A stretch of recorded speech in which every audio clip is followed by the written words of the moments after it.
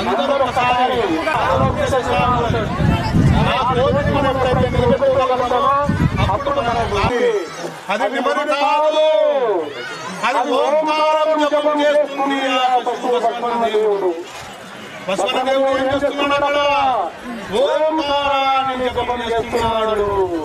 ప్రపంచ సృష్టిలో ఫస్ట్ మంత్రశక్తి అంటే నీరు, నిప్పు, గాలి, ఆకాశం జరుగుతుంది. మనిషే కాదు, ప్రతి జీవరాశి మన జరుగుతూ ఉంటుంది.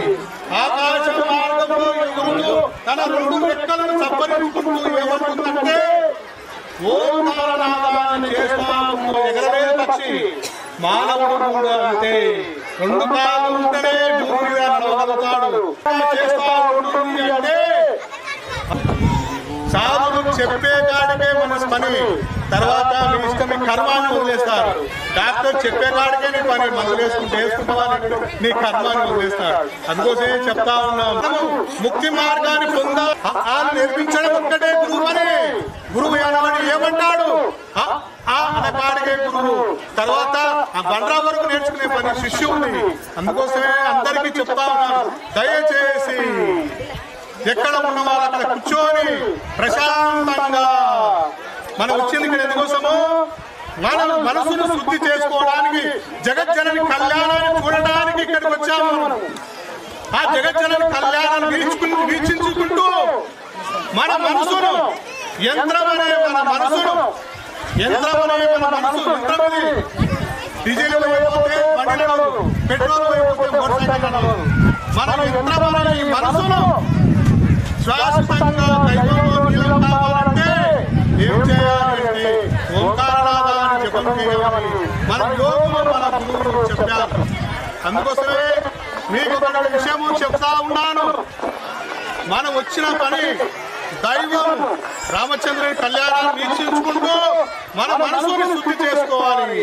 దానికే నేను చెప్తా ఉన్నాను, మనం ఇక్కడ రావడానికి కాదు, జన్మ జన్మల రుణానుబంధం. ఒక్కటే రామచంద్రుడు, ఒకటి మనకు భద్రాచలంలో రామాలయం నిర్మాణం జరిగింది. అక్కడ భద్రాలయంలో నిర్మాణం ఎవరు చేశారు నానా? రామదాసు, అంతేనా? రామదాసు నిర్మాణం చేసుకొని అతను దైవంలో కలిసిపోయాడు. రామదాసు అసలు పేరు గోపన్న. రామదాసు నిజల పేరు గోపన్న, అసలు పేరు గోపన్న. రాగరాగ రామదాసుగా మారిపోయాడు అతను. ఇంకోటి, ఆ గోపన్న ఏ విధంగా రామదాసుగా మారి రామ కళ్యాణాన్ని రామాలయాన్ని నిర్మించిండో, మన భద్రాద్రిలో గోవింద్ రెడ్డి అనే ఒక వ్యక్తి మీ దగ్గరికి వచ్చి, మీ కాడ ఒక రామ మందిర నిర్మాణం జరిగింది, నేను ఎక్కడి వాడు, అక్కడి నుంచి ఇక్కడికి ఎందుకు వచ్చాను, గోవింద్ రెడ్డి నా పేరు ఇక్కడ ఎందుకు వచ్చాను అంటే, రామ కళ్యాణం జరుగుతుంది నానా నీ దిక్కులు వచ్చాను. మా గురుదేవులు, జగద్గురు, మా గురుదేవుడు మన సద్గురు ఎల్లప్ప మహారాజు మాకు ముందుగా నా చిన్న వయసులోనే చెప్పేవాడు, నానా నీవు రామచంద్రుని నిర్మాణం రామాలయం గుడి కట్టిస్తావు, రామచంద్రుని స్థాపన చేస్తామంటే మా చిన్న వయసులో మేము దాన్ని నమ్మలేకపోయాము. గోపన్న ఏ విధంగా అయితే భద్రాద్రిలో రామచంద్రుని నిర్మాణం చేసి వైభవాన్ని చాటుకున్నాడు, నీవు నిజరాముడి నిర్మాణం చేస్తావు. నిజరాముడు ఎక్కడ చేస్తావు అంటే, అప్పట్లో నీరుమలైన గ్రామాన్ని, ఈ గట్టును మన సద్గురు ఎల్లప్ప మహారాజు ఈ గట్టును ఎన్నుకున్న తర్వాత ఆయన ఆశీస్సులతో పరంపరంగా, ఆయన దైవ శక్తితో పరంపరంగా మనం ఇక్కడ రామ మందిరం, రాముడు అంటే ఇక్కడ సామాన్యమైన రాముడు కాదు తల్లి, నిజరాముడు. నీరుమల గ్రామంలో నివసించే నిజరాముడు. నిజంగా రాముని తలుస్తే, మనం నిజంగా రాముని మన మనసులో తలుచుకుంటే నిజరాముడి ఇక్కడ ప్రత్యక్షం అవుతాడు. అది ఇక్కడ వాస్తవము. ఈ గట్టు కోసమే మనకు రామాలయం గట్టు అనే పేరు ఈ గట్టుకు వచ్చింది. ఈ గట్టుకు ఎందుకు ఈ పేరు రామాలయం గట్టు అనే పేరు ఎందుకు వచ్చింది అనేది మీకు చాలా మందికి తెలియదు. కాబట్టి ఇప్పుడు నేను చెప్తా ఉన్నాను తల్లి, అందరూ మనసు సాక్షిగా దైవాన్ని వీక్షించుకుంటూ, మీ ఊరిలో నిజరాముడు వెలిసింది కాబట్టి మీరు గొప్పగా అదృష్టవంతులు.